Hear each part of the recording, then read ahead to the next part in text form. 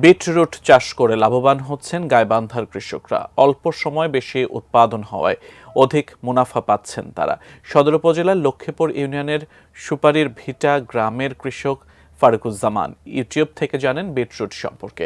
একসময় আলু বেগুন চাষ করলেও এই প্রথম জেলায় বিশেষ পুষ্টিগুণ সম্পন্ন সবজি বিটরুট চাষ করছেন তিনি। বিটরুট চাষের পদ্ধতি সহজ, এতে রোগবালাই কম হয় এবং ভেতরের রং গাঢ় ও লালচে বেগুনি।